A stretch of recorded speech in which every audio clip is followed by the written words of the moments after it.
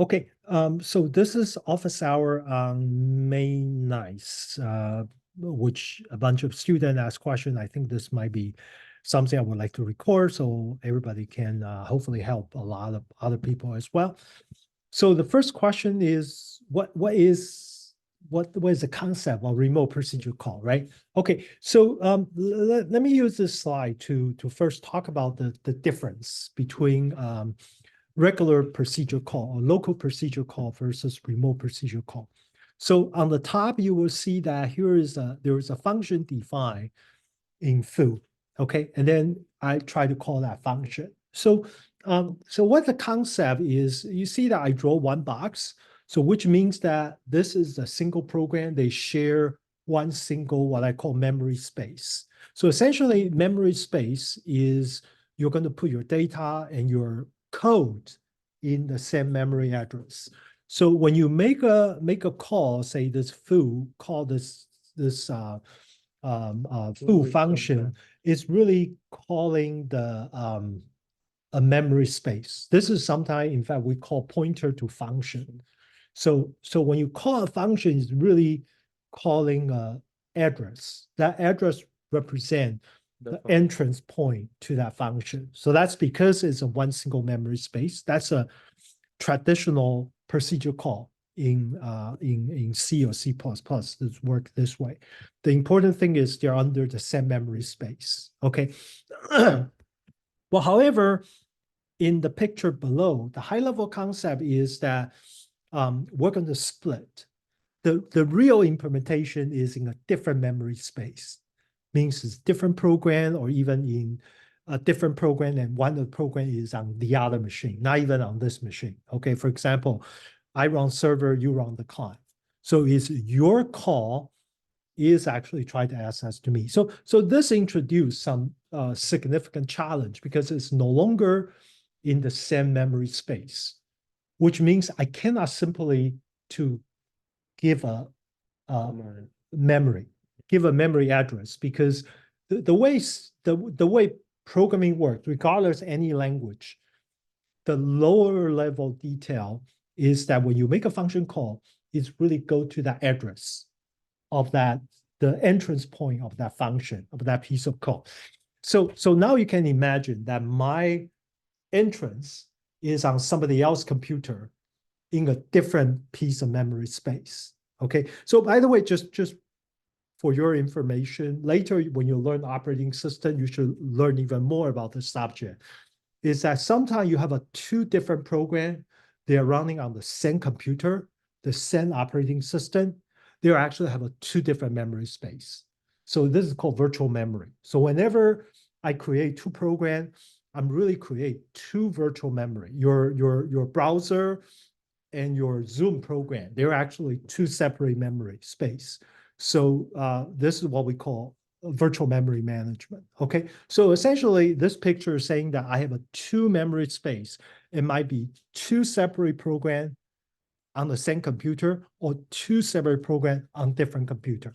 Okay, so that's the idea. So we want to enable us to have two separate memory space to actually have this kind of communication connection. So that's why we split into client and server. So of course, this is not trivial. It's not trivial. It involves a lot of things in order to make things happen because I cannot do things as usual. Okay, so just motivate you a little bit. When you use any kind of service on the internet, sometimes they call API, sometimes they call REST API or something like that. It's essentially remote procedure call because your implementation of the logical program is on the server on Facebook, Google, or Twitter, but then your client program is on your computer, your smartphone. Okay, so this is very applicable to pretty much everything. So therefore, today's programming, we unavoidably has to use some form of RPC in order for us to communicate. Okay, so now I'm going to introduce one particular type of implementation for remote procedure call. It's called JSONRPC. It's probably the most popular one. Okay, so essentially, they're using JSON as a format to specify the interface between the client side and the server side. I mean, one of the major problems with this is since I cannot use memory address, so I have to use something else to define how these two programs need to communicate.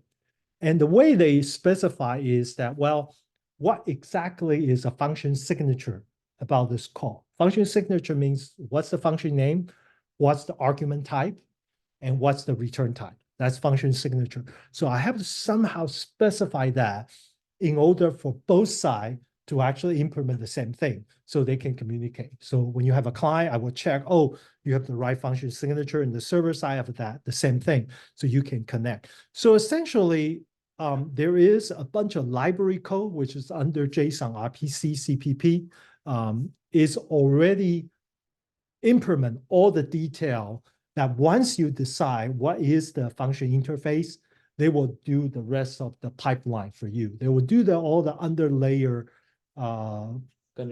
connection, infrastructure, networking, whatever, to allow this to happen. Okay, so as a programmer's perspective, number one, you need to specify that interface. Yeah, what should be the class, what should be the object and the parameter? It's simple in that RPC is just functions, not object. Okay, so let me show you the example that we go through in CPP07, for example.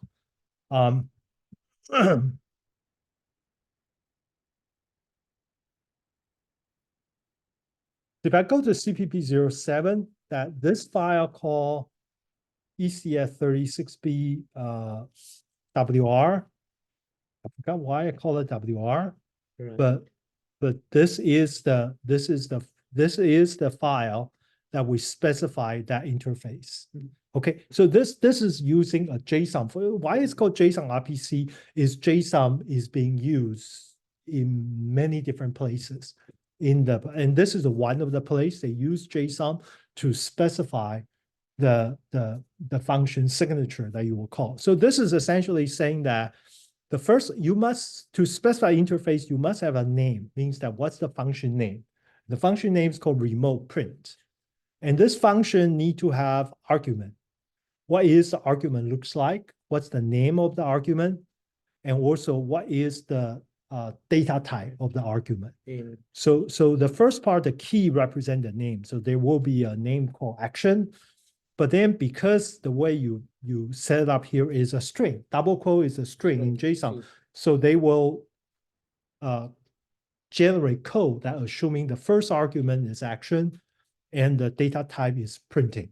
So for example, if you take a look at more WR client.h, this is code that's generated.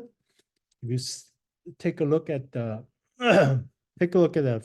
this line, it was the function call. So the first argument is actually action, and the data type is a string, is a C++ string. And the name is remote print, and the return value is JSON value. So by the way, in the JSONRPC, I could be wrong, but for all the program we use, by default, the return type is always a JSON. Yeah, and the JSON, because it's so generic, it can represent anything you want to represent. So essentially, it's a programmer's responsibility from the server side. Everything I want to return, I have to encode it into the JSON and let the client side to actually extract the result from the JSON. Okay, that's why JSON is really, really easy to use for this purpose. Okay, so so essentially what I just said is that where's the PowerPoint? So what I showing you is that I have a specification file called ecs36b wr.json, which is specified that function. And then there is a program called JSONRPC stub. It's actually generating the client.h and server.h, and then we just basically write the rest of the code. Essentially, let me show you one example about the client code. I mean, I suggest when you look at the JSONRPC code, always first look at the client. Client side is usually the easier part. Yeah, the easier part to understand. So let's take a look at the client.cpp. You can see that in the client.cpp, it's always have this two line, which is set up the So, server connection, yeah. okay? And then essentially you configure what should be the input argument. The input argument is a remote print and then a string, right? For the second one. And then I just say my client dot remote print, okay? And then I will be calling and the result is actually coming back to me. So you can think about the program just let's take a look at what is my client.remote print implement. It's actually being implemented in the WR client.h. Over here, I have a class WR client. Here is the implementation of remote print. It's really just print this one and putting this two. If you look at the generator, WR client is a class, right? I can assume W client is a class. Yes, yes, it's generated class. It's generated. How does that generate? Let me actually show you. If you take a look at the make file, inside the make file, you see that I actually using JSONRPC stub. The input is this JSON, and then I said the server, the client class is called WR client, and the server class is called WR server. So you use this line to decide what should be the name about the class. Okay, so there are multiple pieces like this. Okay, so that's why I feel the best way to learn about this concept. This, by the way, this includes a lot of complexity in the source code that's being hidden under JSON-RPC library. But it will be good to use this kind of simple program such as CPP07 to actually run that. But by the way, I talk about the library. See that I have, when I configure, when you want to compile the code, WR client, it has include this $LD flag, which is all, oh, sorry.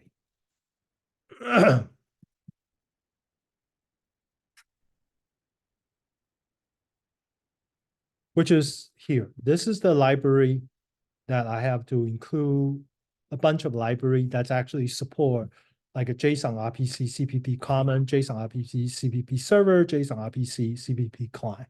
There are library that we just need to use then, and then the rest of the code will just work. Okay. Okay. Does that kind of give you some idea? Okay. Okay. Good. Good. Good. Okay. Any question? I'm good. Okay. Good. Okay. So I'm going to shift to your question now. Okay. So I think you're good for now, right? You play some program. Yeah. What's your question again? I remember you said overloading and operator overloading. And I forgot the other topic you want to ask. A lot of basic questions about what's Sure.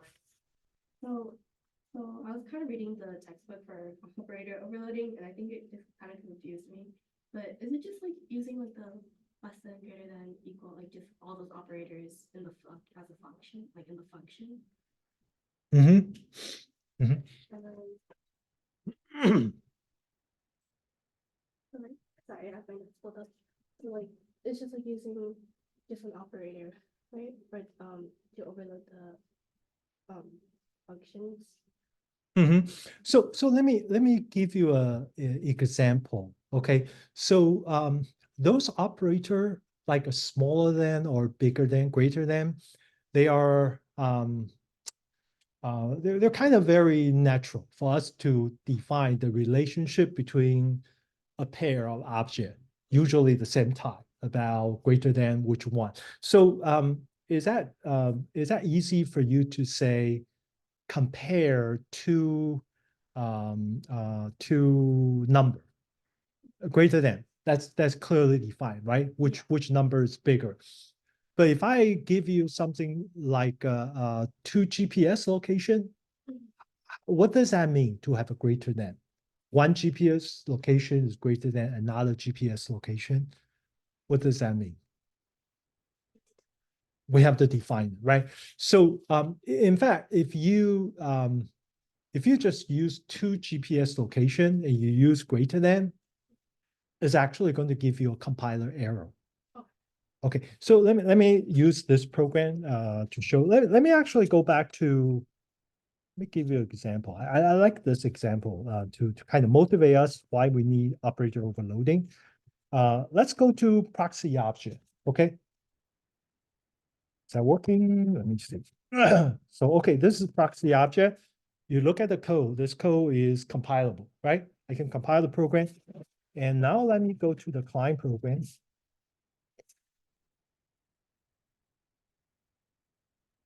Okay, this is a client program we just went through from the class. Assuming I have this label GPS class, okay?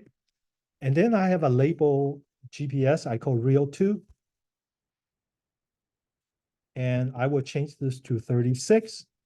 I change this to minus 120, okay? So I change that and then I change this, I don't know what it is. I will say this is Woodland in, sorry, Costco in San Francisco. Okay, so I have a two object, right? Okay, two object. Now I'm actually going to write a piece of code. I said if real one is greater than real two, and then I would say std cout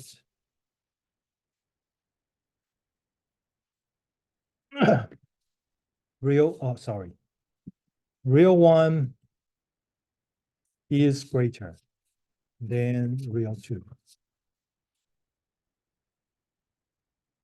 Okay, I'm actually just adding this line. I'm actually compare two GPS object. Let me actually see if I have GPS label GPS dot each. I actually don't have the operator overloading for greater than. Is that right? I only have a operator for equal, right? I don't have it. Okay, so now I have this greater than. I'm using this. Let's not worry about semantic for the moment. But what do you think the compiler will react to this operator? Let's try it. Okay. You see, I got a lot of arrow. Actually, one arrow. Let's see what's arrow I got. I haven't defined that e greater than something. Right, it's greater than. You see that? It says, the compiler says invalid operand to binary expression. Okay, it's a binary expression, but if I put two number there, compiler won't complain. But I two object there, then the compiler is saying, hey, you never tell us what is greater than mean. And how do I compare this to? And so therefore, they basically say, hey, this is going to be an error, right? So in some time, I will give you a more real example when we talk about homework assignment number 3, maybe part 1 or part 2 in that particular context. But let me try to fix this problem in a way that I deal with a syntax error. So in order for me to deal with the syntax error in this case, I actually need to do this. NW label GPS.h. If you have to create attribute, we define the attributes also. Okay. I just need to do this. You see that? I actually have this call greater than, right? It's greater than, right? And let's actually do this very, this is a hacking, okay? I always return true, okay? I just always return true. Whenever you do this comparison, I just return true, okay? I just return, I mean, it's incorrect, but syntactically is okay, all right? So let me get rid of this and then type make. Now it works, right? Okay, so now if I run PO apply, okay, it will say, okay, the rest of this is this last two line because I haven't run the server. So it says that you cannot connect to the server, right? But you look at this, he said real one is greater than real two, right? So it's actually follow the logic about this. But of course I can change this to say, I can change this to say return false. Okay, let's actually have a real one. Okay, I want to do a real implementation for this. So let's declare this. Let's actually go to label GPS.cpp. Search for operator equal. Okay, so here let's take a look at what I did with this part. how do I compare? I'm actually going to define this is supposed to be greater than, right? Now you see I can do it greater than. I would say return if the latitude is greater than, another right? side. If it's not, then I would say, or if the longitude is greater. If one of this is greater, then does that make sense? Okay, it doesn't make sense too much. I'll tell you later. Okay. So greater than might not always be something which is makes sense. Okay. Because depending on what's the semantics. Okay. So now you can see I'm actually doing this. If as long as if I'm greater than you, if one of my longitude or latitude, if one of them is greater than you, then I'm greater than you. Okay, which is nice, right? I'm greater than you because my age is greater than you, or my number of pieces is greater than you. Either one of those, I'm greater than you. Okay, fine. All right. So if I do this, then essentially I can run the program. It will say, yeah, real one. Okay. So I show you the example, Evelyn, is that it's a way we can declare a operator, relational operator, and such that we can customize our semantics. It might be something which is totally missing. In this case, is label GPS, because if you don't define, you cannot use that operator to compare two objects. Okay, but in some sense, if already you inherit from some other class, that class already have a relational operator defined of overloading, you can actually change that behavior. You can actually define your own version. You can use inheritance and then operator overloading to actually create a customized version about whatever you want. Okay, so you can use this for, by the way, operator overloading you can use for any operator. So the example I have been giving you is operator overloading for the how do I say that? Operator overloading for the greater than and smaller than, those kind of relational, but I can actually overload other things. Let me actually show you another interesting example. I'm going to overload. This is actually going to be a challenge because I have never done that, but I'm actually applied the theory. So let me do this. Operator overloading. I'm actually overloading this bracket. I'm overloading the bracket. And inside the bracket, I'm going to overload, I'm going to put a floating point, a double. And I'm going to return a JSON.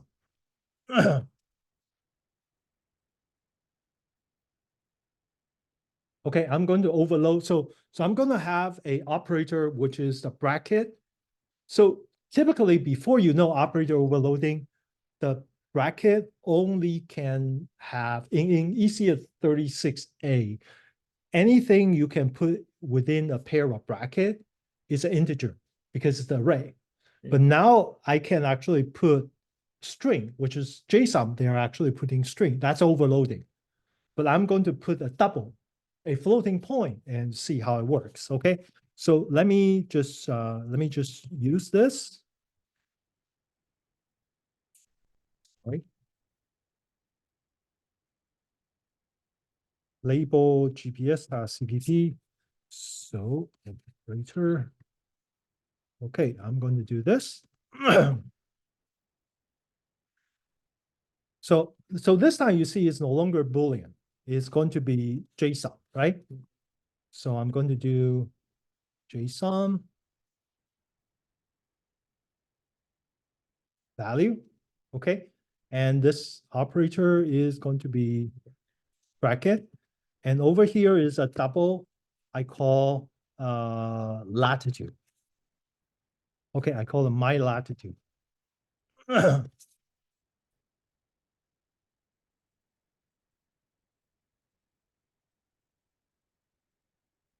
Okay, now I'm going to do JSON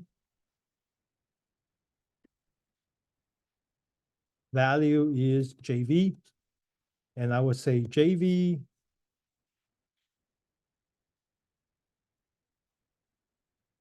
latitude is equal my latitude. Okay. And then I return JV. Okay. I'm just very simple function. I just define operator overloading. Let's first compile to see if I have any syntax error before I start using that feature.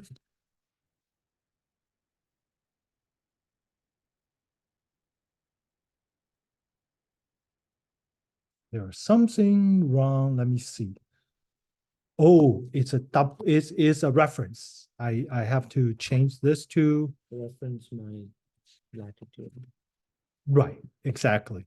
So which means this is going to be a reference. Okay. Okay, so syntactically is okay, right? So now let's see how do I use it. So I'm actually going to my client program. So I go to my client program. Let's see what I did. I'm going to do oh, I know what I'm going to do. But the real one, I'm going to do say, let me see, JSON value result, and result is equal to, no, let me just do one line. I've already defined JSON. Oh, Yeah. then I should say result one, okay? Is equal to real one, operator overloading, I said 1.23. Okay, so if you look at this code in C programming, it is going to tell you, hey, you cannot put a floating point. But because I overloading, I can do it this way. And then I will say std cout result one std and L. Okay, so just print it out what it is. Okay, so let's start to compile. Hopefully this will work. Let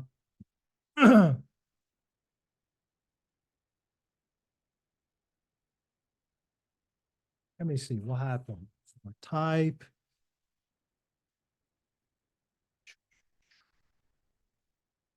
What is my trouble with this?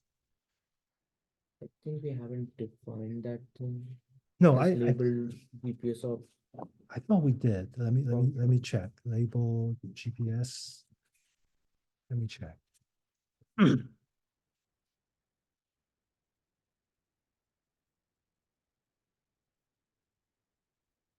That's the fun part because I never done this before. Exactly like this. Here you see that I actually defined it. Operator. Let me get rid of the reference. It shouldn't matter, by the way. How do I? Yeah, I mean, why this won't work? Let me actually check.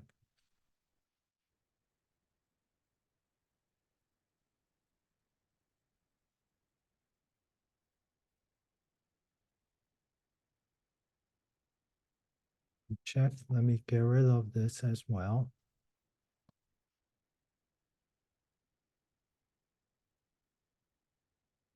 This is my definition, right? Label GPS operator. yeah, you're defining thing.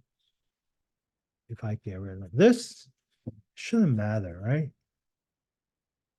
Yeah, you just create a copy of that value.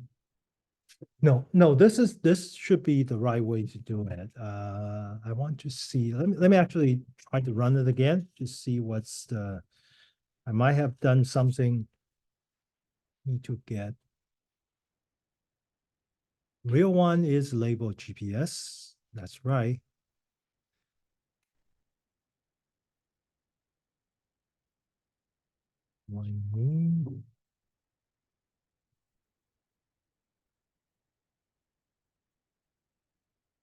Let me try to recompile to see what is the error message again. Yeah, this time it works. That's very strange. What did I do differently? Just remove the reference. I only removed the reference, right? Anyway, okay. Sometimes reference messed up a lot of stuff, okay? I don't know why, but let's try to run the program. See, that's the fun part about programming. It's unpredictable unless you run the program. Okay, now you see it actually print, right? Latitude is 1.23. So you can see that the operator overloading is not just the overloading, the obvious one, the overloading pretty much everything you want. So give us a lot of twist you can do to the program depending on what you like. So not all of this operator overloading should be done in a way I just show you because sometimes it can confuse people. Okay, so does that kind of give you a more extended idea about what operator overloading is doing? Yeah, so we're kind of like putting it into the code so that it would do what we want it to do, or like Right. giving it kind of the instructions for like comparing this model. Right. Something. Right. Yeah, but it's a comparing, but also sometimes change the semantics. For example, the bracket, it really extended. So essentially your programming language can be extended in the syntactic way by using operator overloading. Yeah. Yeah. I have a better understanding now. Okay. Yeah, you're welcome. It's a very powerful concept unless you start when you start using it in this way. Okay. What other? I remember you have another question you want to ask. You can up- Okay. Okay, I compiled the reference code for homework 3 in a split terminal, and I think it's working. So for part 1, do we just need to implement our homework 2 into this so that it just like outputs what we had from Right. homework 2? Exactly. Okay. And also, are we allowed to like change our logic from homework 2? Because I think my logic was slightly off from Yeah, homework 2. sure. Okay. Sure. I've realized that after it was due, but it's okay. Sure. That's fine. Okay. You can change that, but you would be doing the same thing, Yeah, like yeah, what same you're thing, doing. same Yeah. So do you have any other question for that? And then are you gonna go over part 2 on Tuesday for homework 2? Yes. Okay, Yeah. so I'll just work on that. Okay, until Tuesday. so because Evelyn is asking question about operator overloading, so I want to talk a little bit about homework 3 part 1, which I didn't cover on Tuesday, Mhm. related to some of your question. Oh. Okay, so one of the issue with homework 3 part 1 is that we're sending a bunch of update to the how do I say that? We're sending a bunch of update to the server, and the update is essentially, let me bring up bring up the homework.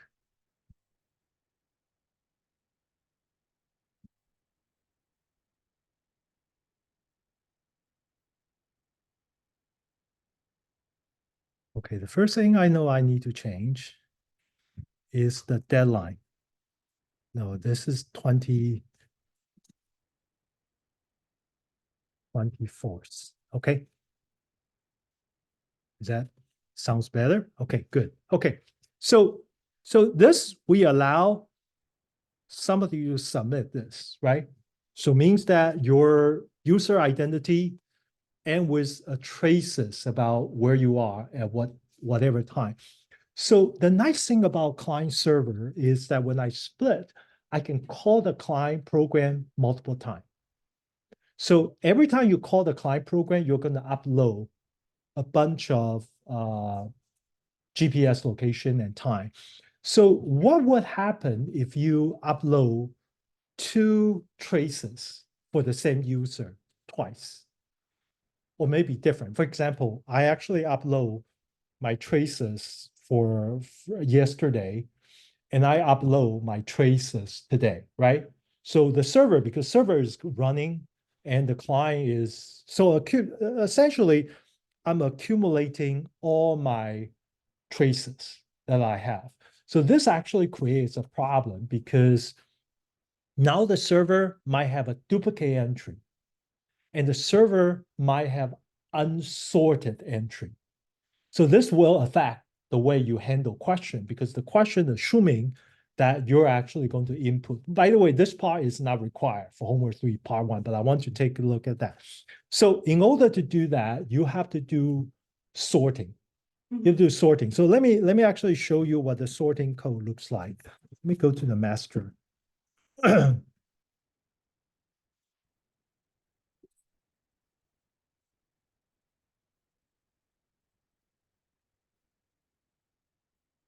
hope you can see. If you look at the time location, I have a program called TL sort. Okay, it's a sorting, it's a bubble sort, right? And one of the bubble sort is actually argument J. I'm actually sorting 2 elements. So it's a vector, right? I'm sorting. And by the way, each of the ARGTL is an element of time location object. Okay, so the thing is that, I mean, so I'm actually going to have, in order to do sorting, I have to have the operator, right, greater than.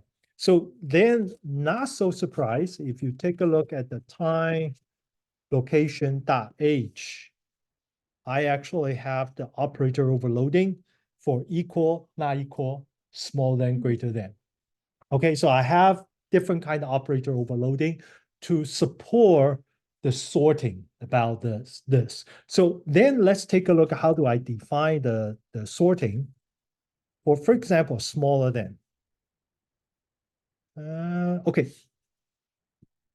Smaller than, right? This is a smaller, I mean, the same thing for greater than. So I have this smaller than for time location. So how do I decide is if you gave me 2 entry, how do I compare which one is smaller? I'm actually first compare their timestamp. Say the earlier timestamp should be before. So then I kind of maintain, right? So assuming your timestamp are exactly the same, then I will compare their location about which one is bigger. So I want to be able to sort it because the program over here, I try to remove all the duplicate entry. So I will keep a clean list about where you are. The updated ones, right? Yes, yes, this is update one, right, right. So by the way, this means location has to have a overloading for smaller than as well. This means time has to have a location. So that's why let's take a look at the time. It's probably easier to take a look at this. If you look at the JV time dot CPP, which I will show you where I did the time. Here. So for example, here is my operator overloading for the JV time. JV time, you see it's a smaller, it's compared to JV time object. So what I compare is, okay, how do I know which one is smaller? First, I compare the year. If the year the same, I compare the months. The months the same, I compare the day, compare the hour, compare the minute, compare the second. So this is kind of doing what we want about comparing about 2 objects. So this is useful for homework 3 if you want to compare sorting when you have the client server design, which we won't require you to do that for homework 3, but this is useful. If you want to use really homework 3 in a more realistic sense, you have to do that. And that is related to the application about why we need operator overloading. Okay? Okay. Sounds good? Yeah. Okay. Any other question? Okay, if you have any questions, So contact. we have the midterm on 21st, right? Yes, So what would be the time? I will use the lecture before the midterm to actually go over I will give you a review, but you should definitely take a look at the sample midterm I sent out earlier. Okay? Yeah. Okay, I'm going to turn off the recording. Okay?